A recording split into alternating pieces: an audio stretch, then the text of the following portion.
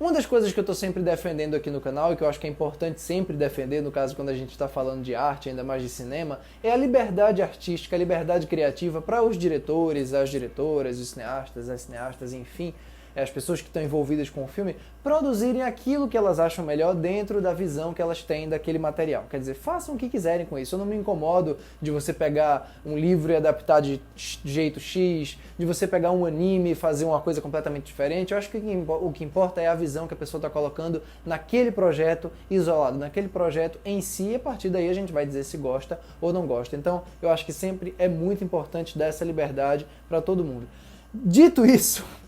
tem algumas exceções, entre aspas, tá? Entre muitas aspas mesmo, no sentido de que tem coisas que realmente não descem, tem coisas que não vai, sabe? E uma delas está aqui presente nesse querido Evan Hansen, que é uma adaptação cinematográfica de uma peça de mesmo nome, que foi lançada em 2015 e passou na Broadway em 2016 e, enfim, foi premiada com o Tony, que é o Oscar do teatro. E de lá pra cá vem gerando aí muito burburinho em torno da adaptação cinematográfica que seria protagonizada pelo mesmo ator da peça e etc. E foi lançado agora pela Universal, Dear Evan Hansen, com o Ben Platt no papel principal, produzido pelo pai dele, o Mark Platt, e dirigido pelo Stephen Chbosky, que é o cara responsável por outra adaptação, no caso uma adaptação literária, que é o Extraordinário, aquele que lançou em 2017 com o Jacob Tremblay. Só que aqui especificamente não é nenhum caso de liberdade exatamente, a gente está falando mais de um caso de adequação.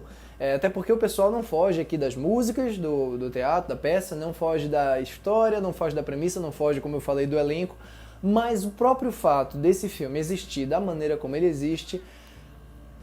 lamento dizer, assim, é estranho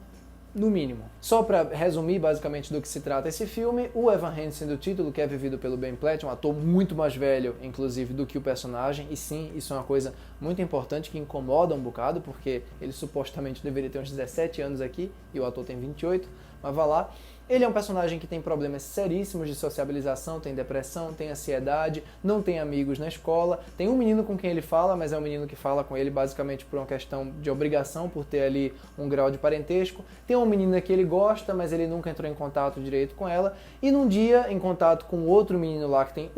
muitos problemas com drogas, com sociabilização, com sabe-se lá mais o que,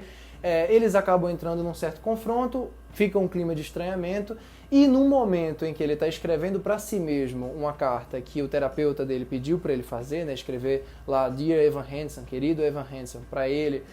confessando coisas, falando sobre desejos para o dia, né, coisas que ele quer fazer, acaba que ele imprime essa carta e esse menino chamado Connor, que é o menino com quem ele teve esse confronto, pega a carta e leva para casa. Alguns dias depois esse menino se mata, e a família do menino, quando encontra esse bilhete, né, quando encontra essa mensagem impressa dentro de casa, acha que foi uma mensagem escrita pelo filho deles para o personagem principal, e a partir daí uma mentira se forma, né, e é uma mentira que vai ficando cada vez maior, já que o personagem principal, o Evan Hansen, fica cada vez mais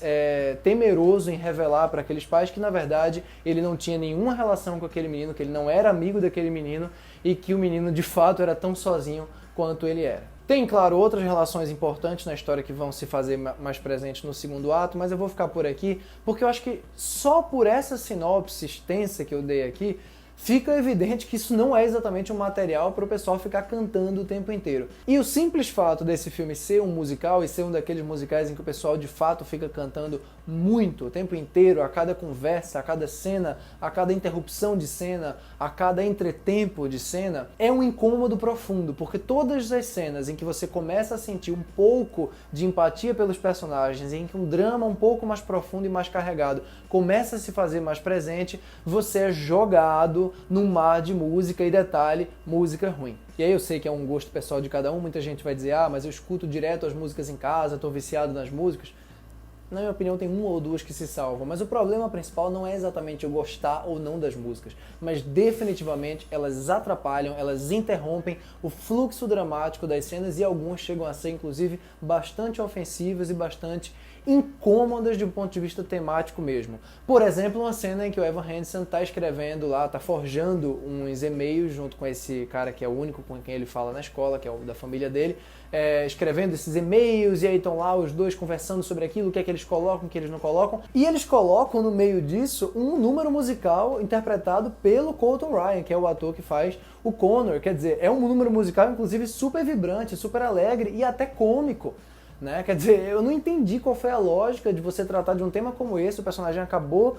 de cometer suicídio, a gente acabou de ficar sabendo de informação tão pesada como essa, e imediatamente vem esse tom pop pra... Não vou dizer que o filme está brincando necessariamente com isso, não vou dizer pelo menos que é a intenção dele brincar com isso, mas na prática o que ele está fazendo é isso, é transformar esse tema tão pesado, tão impactante, essa informação tão brutal, numa brincadeira musical. Isso é um problema muito grave, é um problema que inclusive vai se estender em outros momentos muito importantes do filme, em que ele não só faz uma suavização do que está acontecendo através da música, como ele oferece aquele otimismo piegas, quer dizer, uma série de coisas, uma série de situações que são resolvidas através da música, situações, de novo, muito pesadas e muito complicadas para aqueles personagens. Eu acho até que o Steven Chbosky resolve bem cenas específicas de drama, cenas em que está em jogo mais uma questão de personagens conversando sobre esses temas. Ele está longe de ter criatividade visual, está longe de ter qualquer tipo de sensibilidade mais específica com esse tema, né, no trato desse tema, mas eu acho que ele resolve com mais prudência e com mais coerência. O elenco é competente para isso, o elenco de apoio, aliás, é bacana, tem aqui a Amy Adams, a Julianne Moore, quer dizer, bons atores fazendo alguns papéis pontuais, mas tudo isso é atrapalhado pelas músicas e pelo inchaço da história. É uma mentira que é prolongada ao longo de 2 horas e 20 de filme. É inadmissível que um filme como esse tenha 2 horas e 20. Esse filme tinha que ter no máximo 1 hora e 20, 1 hora e meia. Mas ele se prolonga e se prolonga e se prolonga justamente porque as músicas dilatam as cenas. As músicas e o excesso de subtrama e de personagem adicional para ter também um número musical próprio. Aliás, o Chbosky fez o roteiro do Bela e a Fera, de 2017, que é um filme que eu gosto. Eu acho que ele consegue ali especificamente colocar no roteiro, inserir, né, as músicas de maneira que fique mais orgânico, que fique, converse, né, mais ou menos com a proposta do filme, que é uma proposta bem Broadway mesmo. Aqui eu não conheço a peça, não assisti a peça, desconheço então se funciona ou não no palco, mas no cinema definitivamente não funciona. Aliás, só voltando para a coisa da criatividade musical, além das músicas serem fracas, além de serem deslocadas e tudo mais, tem algumas que são inacreditavelmente mal filmadas, como por exemplo aquela da Julianne Moore com o personagem principal lá na cena final, numa das cenas finais do filme, que é um diálogo de 6 minutos, 5, 6 minutos, sei lá, cantado, em que a câmera fica basicamente circulando em volta deles. Me lembrou inclusive uma cena daquele musical pavoroso, The Prom, a festa de formatura, lançado pelo Ryan Murphy pela Netflix no ano passado. Quer dizer, o que o Ryan Murphy tinha de tóxico no trabalho de câmera dele, esse daqui tem de dilatação desnecessária de cenas. E é uma pena porque tem várias coisas aqui, várias ideias que o conflito do filme inevitavelmente acaba acarretando, né? O conflito em si eu acho bem pobre, mas eu acho que tem alguns elementos ali, como por exemplo essa coisa da projeção, da imaginação, da fantasia em relação a um passado que não aconteceu, que é um tema interessante, que é um tema importante inclusive, né, dos personagens ficarem se iludindo, se isolando nessa fantasia, nesse mundo imaginário deles, mas acaba que o próprio uso da música transforma isso num mundo quase que seguro. Quer dizer, o filme não deixa claro, evidente, nítido, da maneira como era necessário, o quanto essa fantasia, o quanto essa imaginação, essa projeção falsa de uma situação imaginária faz mal para aqueles personagens. Tudo parece um draminha que é facilmente resolvido e simples, quando na verdade é uma coisa muito mais complicada. Então, claro, eu não quero entrar muito profundamente nesse tópico aí, porque eu acho que não tá fora da minha alçada discutir questões envolvendo depressão, ansiedade, suicídio. Acho que tudo isso é muito delicado e eu não vou fazer o mesmo erro, não vou cometer o mesmo erro do filme de simplificar tudo e dar soluções baratas ou dizer o que é que se deveria ter feito. Agora, definitivamente, entre as muitas coisas que deveriam ter sido feitas, colocar música e fazer espetacularização pop, por assim dizer, inclusive espetacularização fraca, de uma situação como essa, definitivamente não era uma delas. É por isso então que na minha cotação, o querido Evan Hansen fica com 2 estrelas. E é isso, pessoal. Espero que você que está assistindo até aqui tenha curtido essa crítica. Se você de fato curtiu, vou pedir para você deixar um like aqui embaixo, porque isso ajuda muito o canal a crescer e o YouTube a recomendar o canal para outras pessoas. Se inscreva também no canal e deixe o sininho das notificações aí do lado ativado para você receber notificações todas as vezes que a gente postar vídeos novos aqui. Comente aí embaixo o que é que você achou do Dear Evan Hansen, se você gostou do filme, se você não gostou, se você concorda com essa crítica ou não. Um abraço para todos e até a próxima. Tchau, tchau.